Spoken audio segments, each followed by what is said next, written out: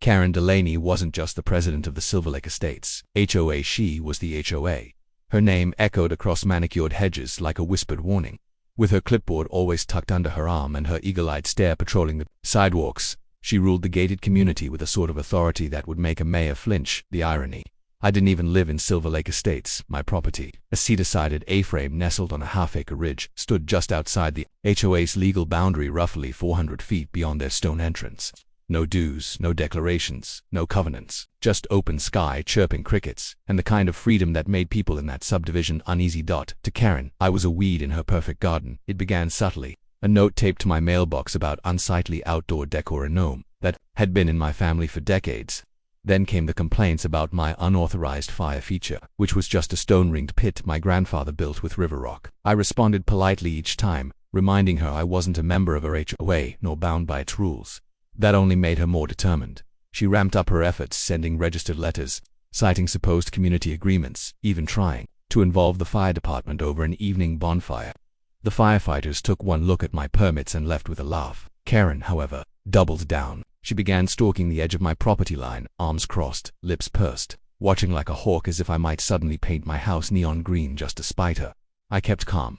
I'd dealt with bureaucratic types before, folks who mistake power for purpose. But Karen was different. Her obsession wasn't about the rules, it was about control, and I was the one how she couldn't control. Then came the barbecue. It was a late September evening, cool breeze blowing through pine needles, stars beginning to prick the velvet sky.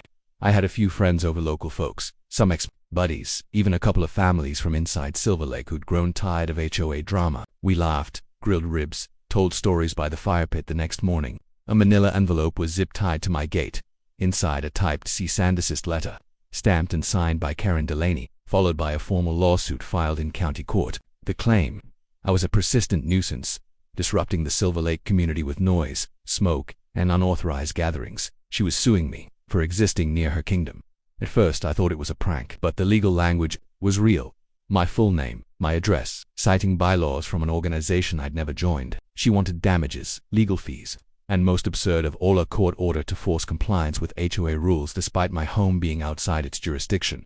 I stood on my porch, the letter trembling slightly in my hands as the weight of it sank. And this wasn't about bonfires or fences or gnomes. This was a turf war. Karen had declared legal war on me. I wasn't rich, I wasn't litigious, but I was my grandfather's grandson, and he didn't raise me to bow to bullies that evening. I called Marcus Wells, a local attorney known for being ruthless in the courtroom and charming everywhere else. He answered on the third ring. Marcus, speaking. I've got an HOA president suing me for not following her rules, I said. Only thing is, I don't live in the HOA. There was a pause, then he chuckled. Well, hell, that's a new one. Let's throw a legal barbecue of our own. As the sun dipped behind the ridge and the last of the barbecue smoke faded from my backyard, I realized this wasn't just about a petty lawsuit. This was about standing your ground when someone tries to fence you in. And Karen, she was about to find out that not all hills are hers to rule. The first time I stepped into Marcus Wells' office, it smelled like aged leather and confidence. Bookshelves lined the walls, real ones, not the fake lawyer sets you see in commercials, and a faded bronze plaque behind his desk read, "Don't bluff, I litigate." He scanned the lawsuit Karen had filed with the casual disdain of a man reading bad poetry. "She's citing HOA nuisance bylaws," he muttered, flipping pages. "But you're not in the HOA, you never signed a covenant. Your parcel isn't even on their master plat." I nodded. "She thinks proximity equals jurisdiction." Marcus smirked. "Well, I think proximity just earned her a front row seat to a legal beatdown." He was methodical. Within a day, we had property deeds, boundary surveys, aerial maps, even the original HOA charter from the county official confirming what I already knew. My land was sovereign territory. I didn't owe them a dime, much less an explanation. But Karen didn't care about facts. She cared about power. The lawsuit was more than a legal play, it was a declaration. She wanted to intimidate me, bury me in paperwork, bleed me with stress. And the scary part, it wasn't entirely irrational. She'd done it before.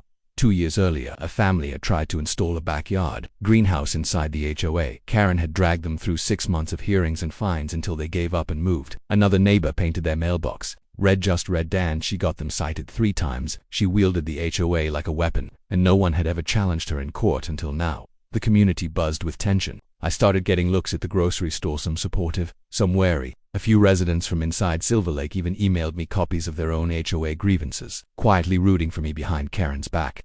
Then came the HOA meeting. But a clip from someone's phone made its way to me.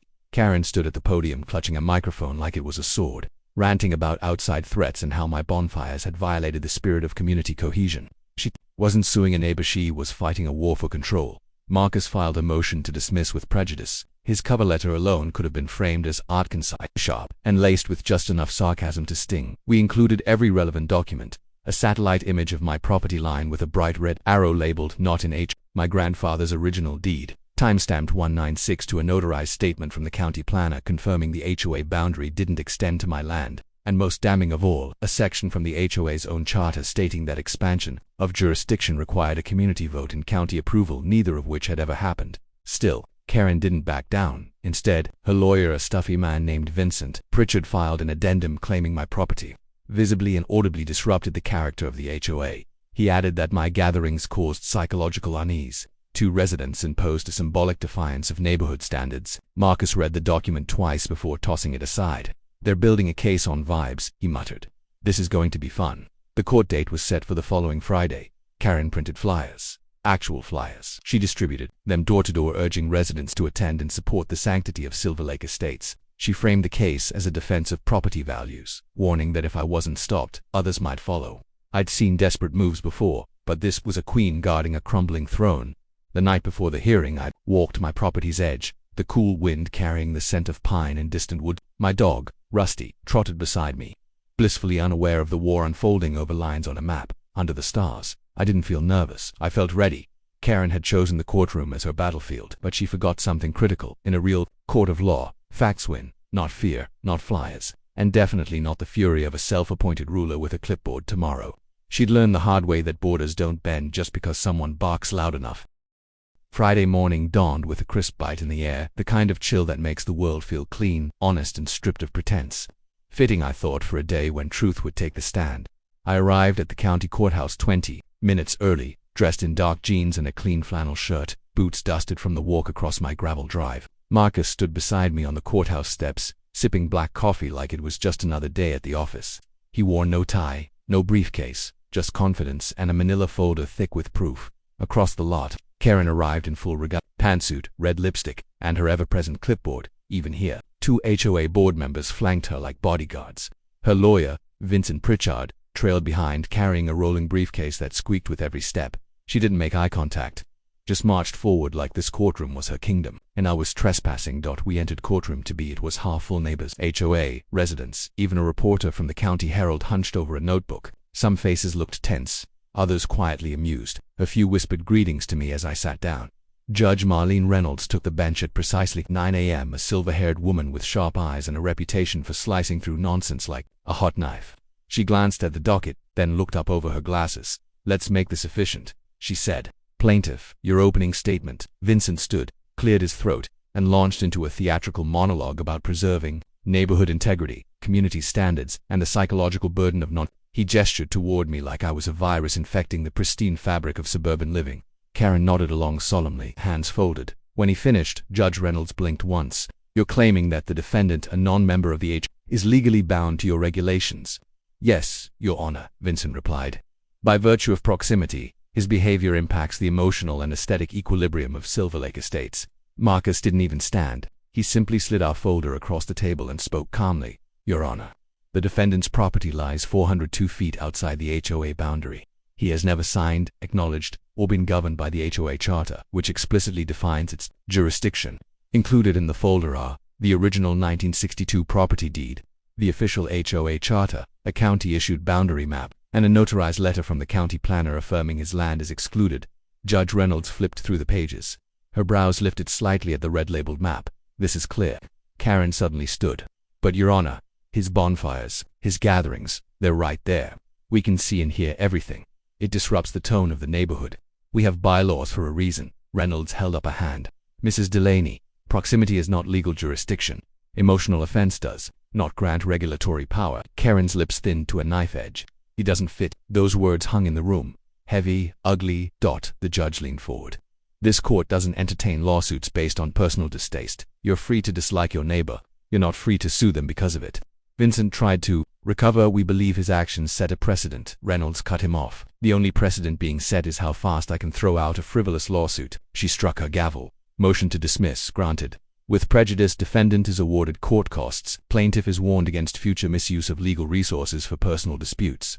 And just like that, tit was over. 3 minutes and 22 seconds. Karen stood, frozen, disbelief clouding her carefully powdered face. One of the board members behind her quietly stepped back, clearly wanting no part of what had just happened. Vincent stared down at his notes as if they'd betrayed him. Marcus clapped me on the back. Told you this to be fun. As we left the courtroom, several spectators nodded or offered quiet well-dones. Even the reporter gave me a grin. Outside, Karen stood near her car, speaking into her phone with tight-clipped anger. Her kingdom had cracked, and the fault line ran straight through her pride. But this wasn't just a legal win, it was a message, a line in the sand, drawn not with aggression, but with clarity. I wasn't some rebellious outlier. I was just a man defending the right to live freely on land that was his, and Karen, she had gambled her authority in a courtroom built on facts. She lost. By Monday morning, the town was buzzing. The courtroom footage had been uploaded to a local community group's page under the title HOA Karen's lawsuit dismissed in 3 minutes flat. Within hours, it spread like wildfire. Neighbors shared it. Strangers commented with popcorn emoji. Even residents inside Silver Lake Estates, people Karen once ruled like subjects, were finally speaking out. For the first time, they saw the emperor had no clothes. I hadn't planned on becoming a symbol. I just wanted to tend my land in peace. But the lawsuit had lifted a curtain, and behind it stood a woman wielding authority not with reason, but with fear. The real fallout came on Thursday evening during the emergency HOA meeting. I didn't attend, I had no place there, but Marcus did. One of his clients lived in Silver Lake and asked him to witness what he called the reckoning. He recorded the entire session and sent me the audio later that night.